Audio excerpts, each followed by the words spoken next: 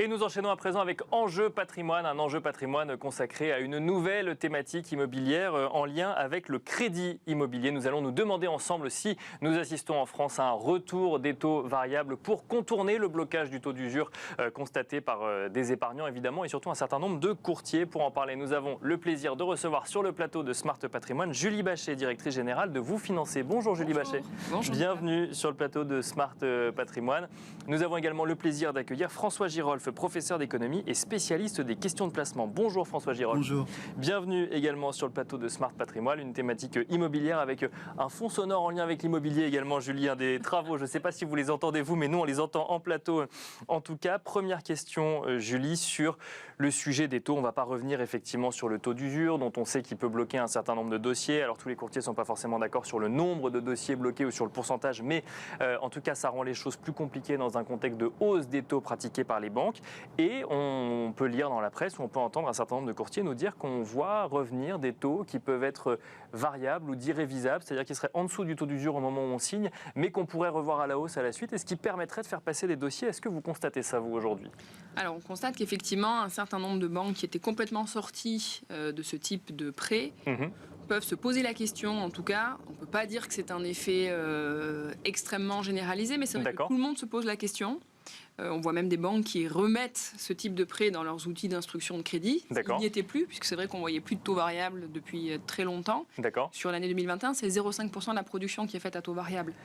C'est extrêmement anecdotique. C'est anecdotique, mais ça revient, et donc ça revient. Ou en tout cas, on commence à y réfléchir, et on fait une émission sur le sujet, parce que ça peut faire peur quand même, le taux variable. C'est-à-dire qu'en fait, on signe à un moment, et on ne sait pas quel sera le taux qui sera pratiqué quelques années après. Comment ça fonctionne réellement, un taux révisable ? Alors, c'est effectivement complètement ça. Puisqu'un taux variable, par essence, c'est un taux qui peut varier, qui peut être révisable. C'est pour ça qu'on dit taux variable ou taux révisable. Et qui va être révisé à une périodicité qui est déterminée au départ et qui va avoir un impact la plupart du temps sur la durée du prêt. Et puis si ça n'est pas suffisant, à ce moment-là, sur la mensualité éventuellement. Donc c'est vrai que contrairement à un taux fixe, où vous partez en sachant dès le départ quelle est la durée du prêt, quelle est la mensualité, là, il y a une inconnue qui peut être le temps que vous allez mettre à amortir votre crédit sur la durée. Si la durée est de 25 ans, ça peut aller par exemple jusqu'à 30 ans. Et puis, il peut y avoir éventuellement augmentation de la mensualité si ça n'est pas suffisant. Et ça, c'est possible parce qu'il y a les normes HCSF qui, normalement, font qu'un crédit, c'est 25 ans maximum. Quand on est sur un taux révisable, on peut du coup élargir la durée de son crédit ? Alors, la norme HCSF qui dit effectivement la durée maximum et un taux d'endettement maximum, c'est au moment de l'octroi du prêt. D'accord. Donc ensuite, d'ailleurs, on ne revoit pas la situation d'un emprunteur 5 ans après son financement pour voir s'il est toujours dans les 35% d'endettement. Bien sûr, d'accord. Donc là, on regarde si on respecte bien les critères du HCSF au moment de l'octroi du crédit, donc au moment où on appuie sur le bouton pour dire c'est validé, on édite l'offre de prêt. Toujours sur le fait que les banques commencent donc à réfléchir, ou en tout cas à se poser la question, est-ce que ça veut dire qu'il y a un constat de blocage d'un certain nombre de dossiers réalisés par les banques sur le marché aujourd'hui ? Alors je dirais qu'il peut y avoir deux éléments. Il y a effectivement cet élément qui est de dire aujourd'hui, compte tenu des taux sur les marchés financiers, des taux auxquels les banques souhaiteraient prêter pour couvrir l'achat de l'argent, leurs frais, etc. et le taux d'usure, il y a un certain blocage. Donc un taux variable, par essence, normalement, est plus bas qu'un taux fixe. Au moment de la signature, en tout cas ? Au moment où la banque va aller, bloquer l'argent pour l'emprunteur. Donc, il peut y avoir un effet avec le taux d'usure qui bloque aujourd'hui par rapport au taux que les banques souhaiteraient pratiquer. Et puis, quand on est dans une phase où les taux augmentent, ça signifie qu'ils peuvent rebaisser, puisqu'ils ont été plus bas. Et donc, il peut y avoir un intérêt aussi à dire à un client, vous pouvez emprunter aujourd'hui à taux variable. Vous avez une possibilité que le taux augmente. Alors là, il y a des systèmes de cap, souvent. Ça veut dire qu'on va caper à 1 ou à 1,5%. Ça veut dire que si votre taux vous souscrivez un crédit à 1,5%, s'il est capé 1%, ça veut dire qu'il ne dépassera jamais 2,5%. D'accord. Mais ça peut aussi baisser. Et donc, puisque les taux augmentent, machinalement, il pourrait rebaisser et donc ça peut être pertinent de revenir sur du taux variable. D'accord. On va en parler peut-être effectivement des stratégies vis-à-vis des taux révisables. Juste avant, François Girolf, donc on va essayer de comprendre avec vous comment fonctionne, j'ai envie de dire, le pricing de taux d'une banque lorsqu'elle fait un crédit immobilier. Mais avant ça, même question qu'à Julie Bachet, taux variable est généralement assimilé à crainte parce que je signe 1%, j'ai peur de me retrouver à 10%. c'est une spécificité française quand même, le taux fixe. Dans d'autres pays européens, on a du taux variable aujourd'hui. Alors oui, exactement. Donc ce dont il faut se rendre compte, c'est que la France est vraiment une exception au niveau européen et encore plus au niveau mondial, où en général les taux variables sont répandus alors à des degrés divers. Il y a des pays où il y a presque 100% de taux variables. On peut penser par exemple à la Pologne ou à l'Autriche. En revanche, il y a des pays où il y a beaucoup moins de taux variables et la France vraiment est dans ce classement est très en bas, très en dessous de la moyenne mondiale. Ce qui est peut-être un peu paradoxal actuellement, c'est qu'en général, les gens commencent à avoir plus peur des taux variables lorsque les taux remontent précisément. Oui, bien sûr. On voit un obstacle à l'horizon, exactement, donc on n'a pas envie de prendre des taux variables. Donc là, il y a une conjoncture un peu particulière liée, comme vous avez dit, au taux d'usure, au fait que le taux variable pourrait permettre de contourner cet obstacle qui est de court terme et permettre à certaines personnes d'obtenir un crédit là où il serait impossible d'en obtenir un signe. On n'en a jamais eu en France des taux, à grande échelle, des taux variables? Alors, il y en a eu, donc ça va et ça vient. Il y en avait plus juste avant la crise de 2008-2009, il y en avait environ 30% sur le flux de nouveaux crédits. En France, En France, en 2006, 2005, 2006, 2007. Mais c'est vrai que depuis la crise financière, on a vu plutôt une tendance à la baisse dans l'ensemble des pays d'ailleurs. Aux États-Unis aussi, on avait 30% de taux variables avant la crise. On en a beaucoup parlé pendant la crise financière et c'est passé maintenant à 10%. Donc vous voyez, on a plutôt une tendance à la baisse dans un certain nombre de pays. Mais il y a des pays qui ont toujours énormément de taux variables, en Irlande, en Autriche, en Pologne. Alors, taux variable, dans taux variable, il y a variable. Oui. Et la question qu'on va se poser, c'est ça varie en fonction de quoi? Qu'est-ce qui va faire varier le taux? On va commencer avec vous, François Girolf, et ensuite Julie Bachet, vous pourrez nous expliquer également. Qu'est-ce qui fait varier le taux de crédit immobilier que j'ai souscrit à un instant T, mettons en septembre 2022? Donc là, c'est des questions de contrat, et je pense que je ne suis pas forcément la meilleure personne pour en parler, mais en revanche, ce que je peux dire, c'est qu'en général, c'est basé sur un indicateur dont on espère qu'il est bien mesuré et qu'il est impossible à manipuler, mais c'est une vraie question, parce que sur le Libor, par exemple, on avait vu qu'il y avait eu des manipulations. À partir du moment où on utilise un indicateur pour quelque chose, il faut faire attention, parce qu'il peut être manipulé par... Faut qu'il soit neutre, d'accord. Faut qu'il soit neutre, exactement. Donc ça peut être le Libor, par exemple, ou enfin d'autres indices, mais à la limite, c'est quelque chose qui est écrit dans le contrat, que les gens savent bien au moment où ils signent, et donc ils ont intérêt effectivement à former des anticipations sur l'évolution de ce contrat. Et la question pour eux, c'est pas vraiment de savoir, c'est un petit peu complexe, mais de savoir si ça va monter ou descendre, mais plutôt de savoir s'ils pensent que ça va monter ou descendre plus que le marché, c'est-à-dire plus que l'intermédiaire bancaire qu'ils ont en face d'eux.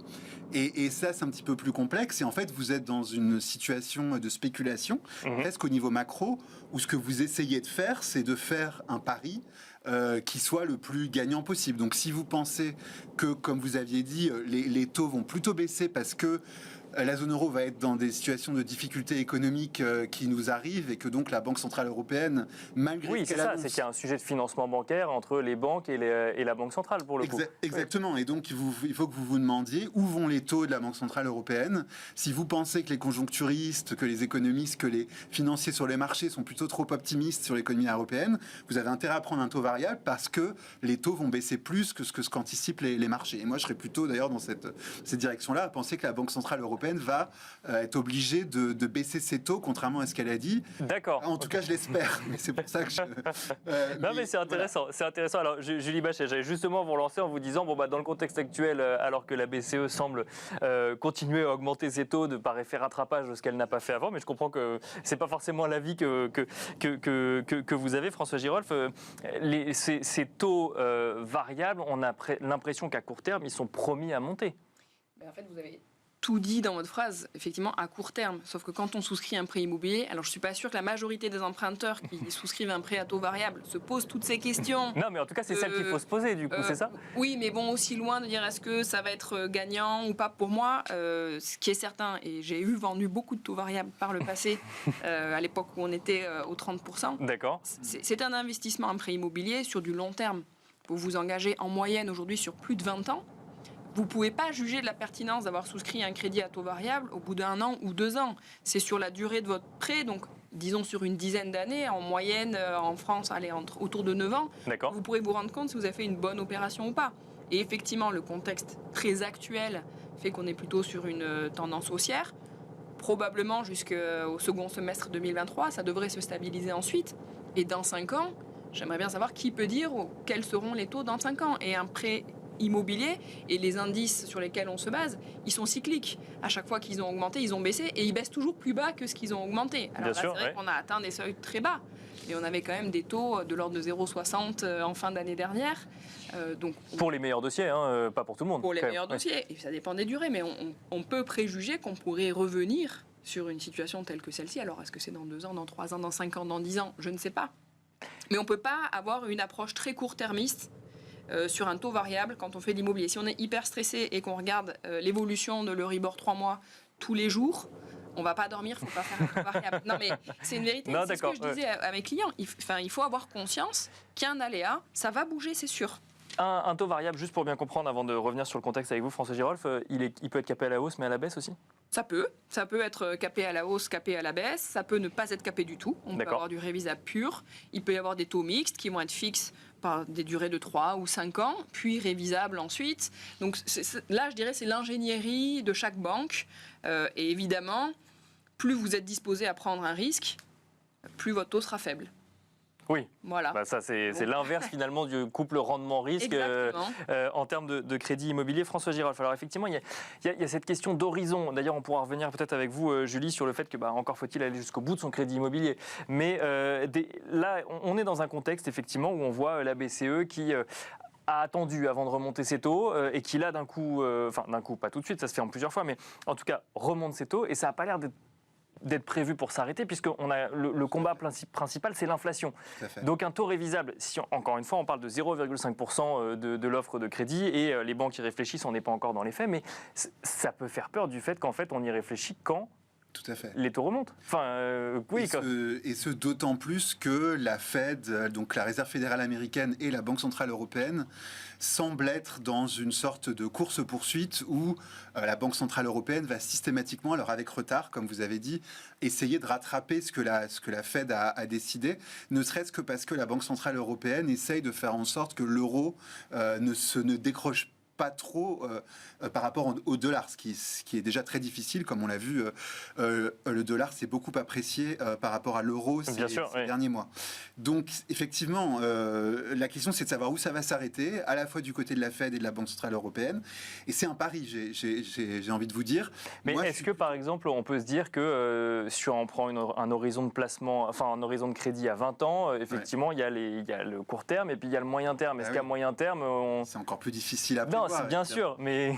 puisque moi, j'ai plutôt tendance à penser que l'environnement de taux bas dans lequel on était avant la crise, c'est un environnement dans lequel on va revenir. Donc je suis plutôt optimiste de ce point de vue-là sur des gens qui vont aller prendre un taux variable du coup. Mais c'est vrai que après il faut aussi voir que quand on a un taux fixe, on peut se refinancer éventuellement, on peut bénéficier de la baisse des taux également. Donc, renégocier son crédit, bien sûr. Renégocier son crédit si c'est possible. Hein. Après il y a des frais. Alors ça dépend. D'accord. Ça dépend. Il y a très peu de banques qui font une renégociation sans avoir de frais de réédition d'offres. J'ai pris récemment un prêt à Tofik, j'ai eu de la chance apparemment puisque j'ai obtenu de ne pas avoir de frais de faut le négocier, c'est ça, faut le négocier. Exactement. Mais effectivement, c'est un pari, donc voilà. Alors, je rappelle que tout ce qu'on dit n'est pas du conseil, mais simplement de l'avis et de la pédagogie. Dernière question, Julie Bachet. Est-ce que le taux révisable, comme on en a parlé, est valable pour tous les profils? C'est-à-dire que les primo, ceux qui sont en première acquisition, qui ont pour objectif de revendre leur résidence principale dans 5 ans, est-ce que faire un taux révisable qui pourrait se révéler qui pourrait se révéler intéressant dans 15 ans est une bonne solution pour eux? Alors moi, je dirais qu'au-delà du profil, déjà, comme je l'ai dit tout à l'heure, ceux qui sont hyper anxieux, il ne faut pas y aller. D'accord. Ça, c'est une certitude.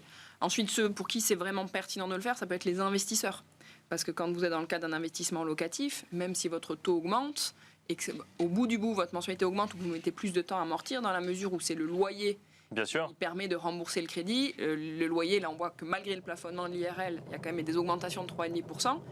Donc, dans le cadre d'un investissement locatif, je trouve ça plutôt pertinent. Et puis ensuite, pour de la primo-accession, ça va dépendre de l'écart de taux. Si vous avez un écart de 0,6, 0,7 points entre un taux fixe et un taux variable et que vous êtes capé à 1 ou 1,5, la question, elle se pose très sérieusement. Bien sûr. Mais il faut avoir un petit côté, alors je ne vais pas dire joueur, parce que moi je crois profondément au taux variable, et même quand il augmente, on l'a vu, en 2008, effectivement, à la crise, les taux ont augmenté, mais tous ceux qui ont gardé leur variable, ils ont drôlement bien fait de le faire, parce qu'ils ont gagné énormément d'argent à rester en taux variable, alors que tout le monde disait qu'il fallait passer à taux fixe. Donc, encore fallait-il maintenir sa position, quoi, c'est ça? Oui, il fallait pas céder à la panique, et on est sur des investissements longs. Alors, on va malheureusement devoir se quitter là-dessus. Merci beaucoup, en tout cas, Julie Bachet, directrice générale de Vous Financer. Merci François Girolf, professeur d'économie et spécialiste des questions de placement. Merci à vous de nous avoir suivis et je vous donne rendez-vous demain à 13h sur Bismart.